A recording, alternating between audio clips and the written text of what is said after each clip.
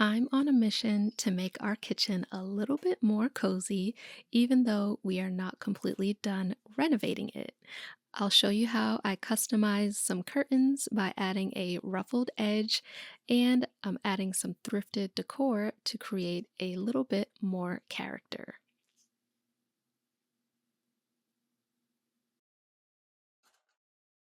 We've had these curtains up for quite a while now, at least a couple of years, and I just want to switch them out, but they're a little bit too long. I'll insert a clip here, the whole view of the window. They're cafe curtains. They don't go all the way up. They do come a little bit below the window. So I'm wanting to switch them with just a sheer white curtain, which I'm going to hang with um, these curtain clips. And so now the issue I'm having is these are 24 inches, and where this is mounted, the curtain rod, this comes just a little bit short, a little bit too short, the window ledge. So I want it to just come down and match the bottom trim. So what I'm going to do is add about, I don't know, 4 or 5 inches of fabric, and I'll just stitch it right along this seam line so that it kind of blends in. I may do a decorative stitch along the side just to kind of bring in the color of the fabric. I think I'm going to do brown.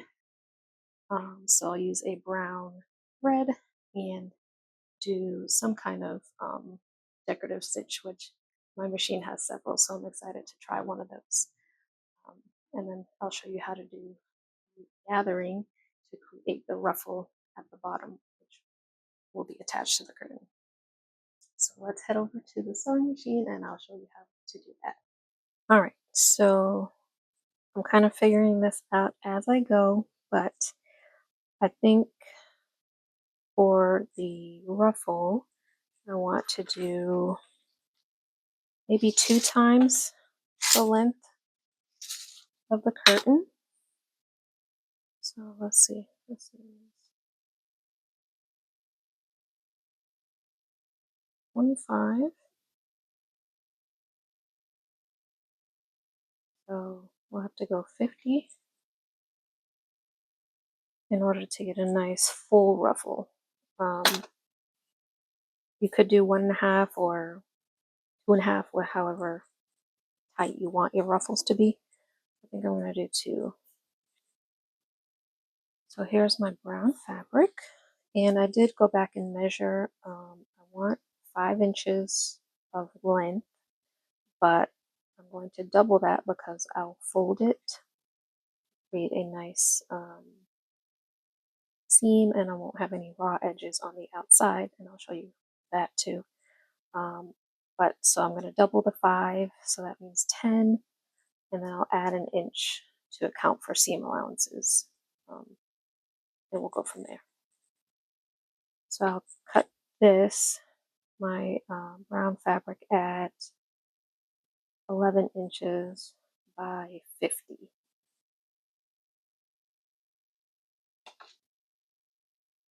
Space here.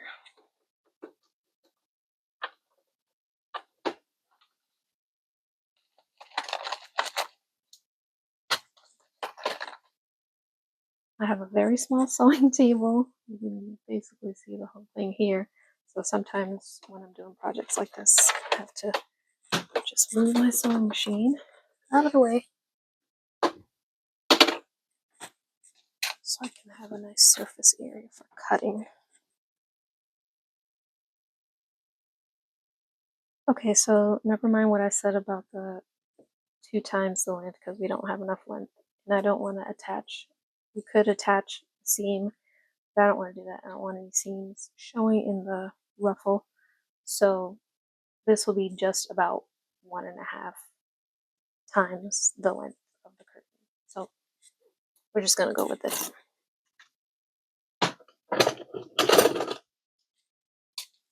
And again, I'm cutting 11 inches of length, and then for height.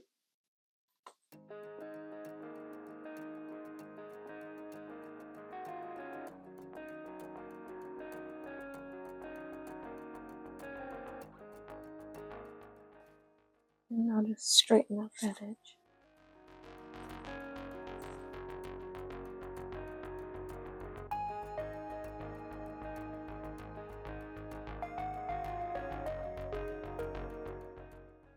So here is our long panel that we're going to add. And what I'm going to do first, pull this up, because remember we doubled. Pull this up. If this had a right side, I'll make sure the right side is on the inside. We're going to flip it. And then I'm just going to do a regular stitch at 1/4 inch all the way across. And we'll flip this inside out so that that seam is on the inside. So what I actually did is went and pressed down the edge of the short end, about 1/4 inch, so I can stitch here and have a nice finished seam on the end of my ruffles. So I'm just going to stitch about 1/8 of an inch from the edge.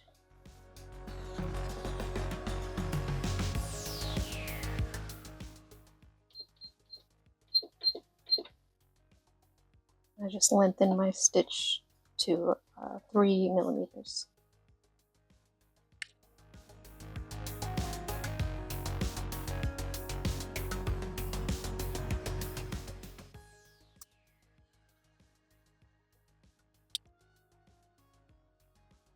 I'll do that to the opposite end as well. And then we'll do that fold stitch along the long edge.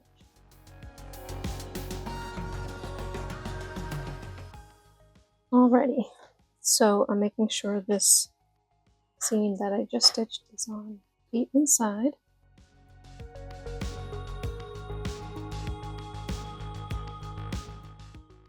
No, it's going to be on the outside. And then stitch along here, and when we flip it, it'll be on the right side out. So the top stitch facing each other on the inside. So if you're doing this with a pattern fabric or something that has a right side, this is just a plain color, so it doesn't matter, but the raw edge needs to be on the outside when we stitch this edge in order to make sure all the raw seams are on the inside when we flip it out. This will make sense in a minute. So I'm just going to clip along the whole thing.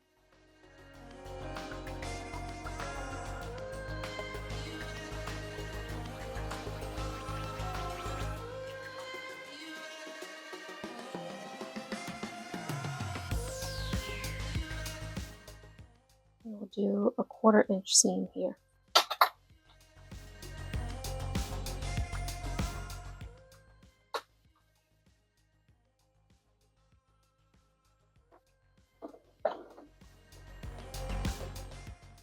Don't forget to go to a regular stitch length for this one.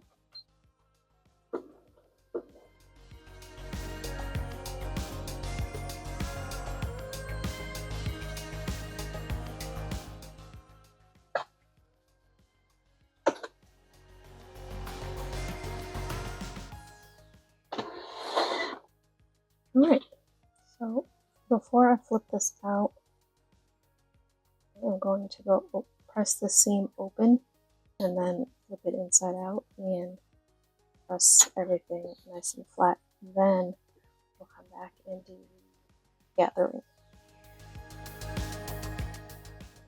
So here is where we are with this tube for the ruffle. See the finished edges, the raw edges on the inside, and that sewn seam is here at the bottom. So now we have to do a gathering stitch, which on my machine I am going to set the tension all the way down to 1 or 0, 1. And my stitch length will be a 5. That's the longest stitch length I have. So whatever your machine can do, the longest stitch length, the lowest tension, or make sure to look at your manual and see what they recommend for whatever machine you have. So I am going to put in this bright blue thread because it's easy to see on this brown, right? And I'm going to do 2 rows of gathering stitches. So a gathering stitch is just a long loose stitch that what you end up doing is you don't back stitch at the end, you leave a long tail and will pull and gather the fabric together to create a ruffly look. Okay, so I'm going to go ahead and put in my thread and show you how to do the 2 rows of gathering stitches.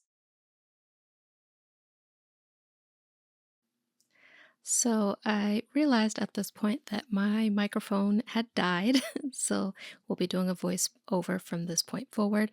But what I'm showing you here is I left a long thread tail at the beginning, and we're going to do just a straight stitch 1/4 inch from the edge of the fabric. And I am actually starting about 3/4 of an inch in from the end, and I'll show you why later.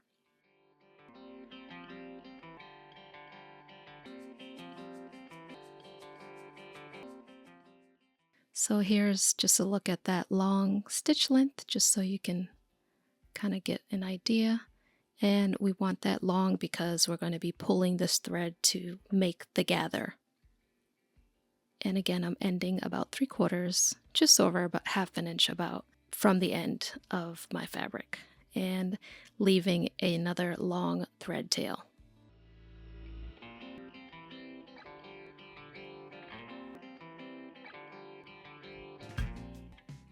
So with a gathering stitch, you typically want to do 2 rows, just because, again, we'll be pulling on the thread, and this just gives you a little more strength and durability when you're pulling those threads. So the second stitch will be 1/4 inch away from that first one, so 1/2 inch away from the edge of the fabric. Now here are those 2 rows, and before we start pulling to gather this, I'm going to take one end, I'm going to take the other side, and actually I'm just showing you here why I left that long end, the 3/4 inches, is because I'm going to wrap it around to kind of conceal the hem of the original curtain. So that's why I did that. And so before we go ahead and pull on this thread together, we're going to take one side and just take a pin and use like a figure 8 to wrap those threads around just to keep it in place, because when we're pulling, we don't want the other end of the thread to come out. We want our gathers to stay in place. So we're just going to take 2 of the threads, either the top or the bottom, and go ahead and start pulling, and you'll see these little pleats start to form. Now we're going to do this, continue pulling and just adjusting. You'll get to a point where the tension is so tight that you have to, kind of spread it out. And you'll just do this and continue doing it until your ruffle is the length of whatever you are attaching it to. So you see we still have a ways to go here. Now, take my word for it and do not use a cheap thread, because I was thought I was being smart by using this cheap thread to do my gathers, and you can see there that it broke. So I went back and did it again, and here is my ruffle fully gathered, and I've just got those ends folded over and clipped to my curtain. And we don't want this like too tight. You want it nice and evenly spaced and at the length of whatever you are attaching it to, because you don't want your, well, I don't want the curtain to pucker anywhere. So before I go ahead and attach that, I'm going to do that decorative stitch that we talked about, and I'm just going to use this 75 here on mine. It's just like a leafy vine, and my machine calls for a satin presser foot for this, so I will go ahead and change that out.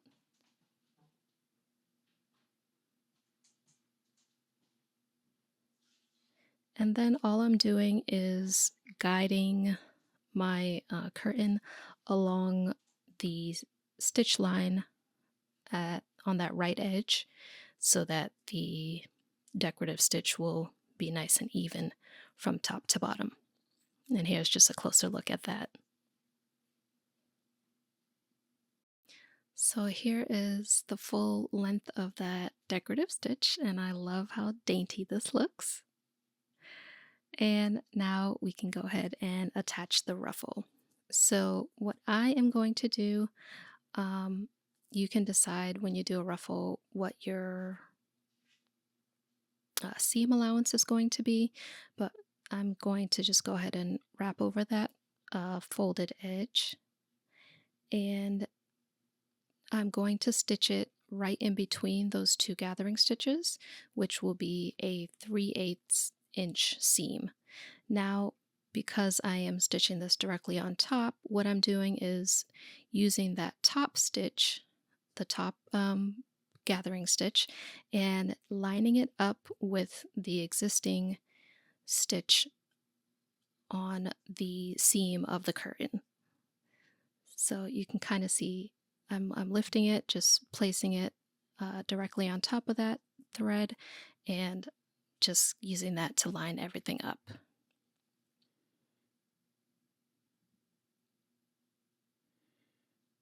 And I used lots of pins so that nothing will shift. Now we can go ahead and remove that pin that we have holding the gathering threads, because we will be pulling this out, and so we don't want it to get, locked into the seam.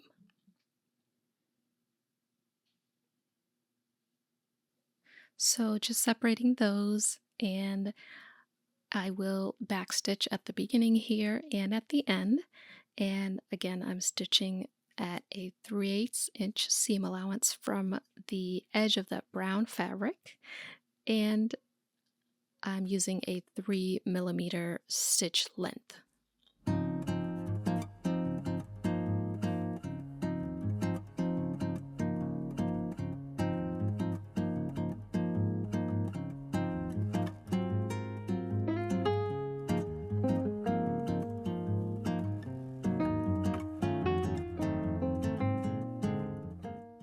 And here we are. And again, we do need to remove those gathering stitches, so you can just pull them out like I'm going to try to do here, but they'll probably break, as you'll see mine did. But I'm just trimming down a little bit because there's a lot of excess thread after we gather. Then I'm just going to start pulling, and I will use my seam ripper to get the rest of it out.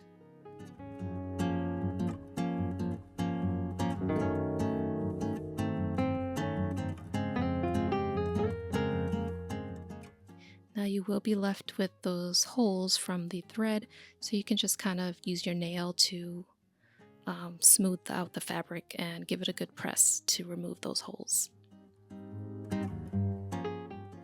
But here's how that end turned out, and here is the final look of the curtain. It's giving cottagecore, which I'm loving. Now, I don't know, you let me know what you think, if I should add a ruffle to the top edge of the curtain, because I feel like it's just missing a little something, but that's how it looks for now. Now let's just have a look at this little corner that I decided to decorate. I've had these thrifted items for a while now. We've been renovating our kitchen Well, we did it over 2 months last year, and we are still doing some finishing touches. As you can see, the cabinets still aren't painted, but I saw a woman on Pinterest use this a little shelf like this to kind of stage some books.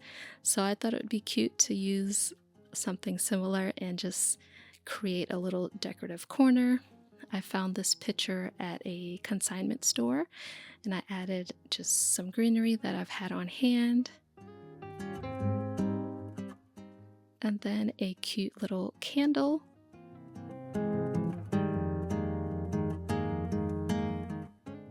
And I also added this thrifted painting. It's a still life painting of just some fruits, which I don't know, when we were doing the renovation, I was kind of drawn to decor with fruit on it. So I'll share a little more of that as I continue to decorate. But I love these Velcro style command strips to hang decor on the wall, especially where there's electrical and you can't really put a screw in. So I just used a couple sets of those to mount this.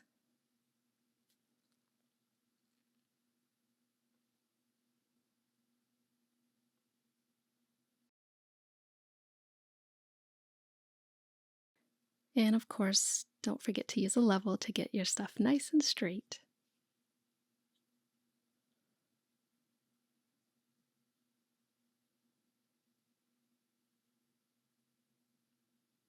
And in a second, you'll see an overview, but I hope you enjoyed this little cozy sew and decorate with me. Um, and I'll see you in the next one.